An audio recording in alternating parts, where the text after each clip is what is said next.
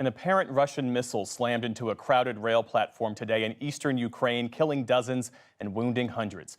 Thousands of people were waiting for trains to evacuate the area as Russian forces look to refocus their assault on Ukraine's eastern region. Meantime, the Pentagon said it believes Russia will call up as many as 60,000 reservists after 6 weeks of fighting have inflicted heavy losses on Russian forces. Special correspondent Simon Ostrovsky reports, and a warning for viewers, images in this story are upsetting. These were the things they carried. A baseball cap, a child's stuffed horse now dyed in blood, a pet rabbit, its owner nowhere to be found. Moments earlier, chaos and one of the more gruesome scenes of this war, the dead and dying thrown about by what a senior defense official said was a ballistic missile strike on the more than 4,000 civilians on the platform at Kramatorsk's rail stop. Most were women and children, all desperate to flee, and now so many are gone. Local officials recounted the horror. There were many killed and injured here, as well as ambulances and police. Also fire engines. The cars were still on fire. It was hell on earth. They all had shrapnel injuries. This is what the area around the train station looked like just yesterday, with travelers packed in elbow to elbow.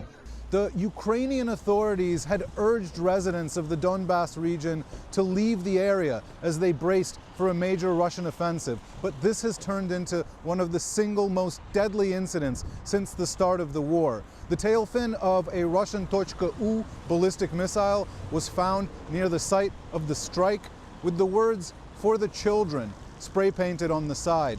Local authorities said at least 5 children died in the attack.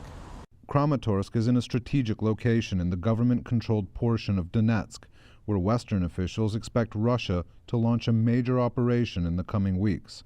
Although a senior defense official today said Russia continues to struggle with logistics and, quote, will not be able to reinforce with great speed. Speaking to reporters earlier today, Kremlin spokesman Dmitry Peskov vaguely said the war could end soon. We are talking about in the foreseeable future. But this new video, released by Russia's defense ministry, shows no sign of forces letting up in the eastern Luhansk region. Near Kiev's capital in Bucha, now a horrific symbol of Ukraine's pain, the grim work continues. Police and volunteers gather evidence of war crimes. The victims, ordinary citizens. These are all killed and tortured people, shot at close range with their arms and legs tied. Some were blindfolded. Today, forensic investigators began exhuming a mass grave. Officials say they found at least 3 sites of mass shootings during Russia's occupation. Hundreds are believed to have been killed. Many still waiting to be found. Earlier this week, journalists found the bodies of 2 women who lay sprawled inside their home. Their neighbor, Irina Kolesnik, says 3 other men are buried in her backyard. One of them, Lyonya, shot in the head while he mourned the death of a friend. He turns and says, "This is my friend's grave. He was killed." Soldiers walked behind him, and immediately after he said it about the killing, we heard the click, and Lyonya is on the ground. Lyonya is gone. Today, President of the EU Commission Ursula von der Leyen visited Bucha and gasped at the horror as she was escorted through the trail of bodies. We have seen the cruel face of Putin's army. Here in Bucha, we saw our humanity being shattered.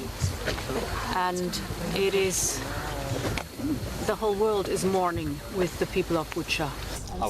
In their latest mission to Kyiv, European officials also huddled with the Ukrainian leader in another effort to show their unwavering support. Hours earlier, in an address to his nation, President Zelensky warned the devastation in towns neighboring Bucha could even be more dreadful. The work on dismantling the debris in Borodyanka has begun. It's much worse there, even more victims of the Russian occupiers. In another village near Kyiv, residents returned to what's left after enduring heavy Russian bombardment. They did this to us. They did not fight on the battlefield with our warriors. They fought in the village. The Russians hid behind our backs here and stayed in our houses, garages, and cellars and shot at us. The horrors they recalled echo the many allegations of Russian war crimes committed in towns across the northern region. For the PBS NewsHour, I'm Simon Ostrovsky in Kyiv.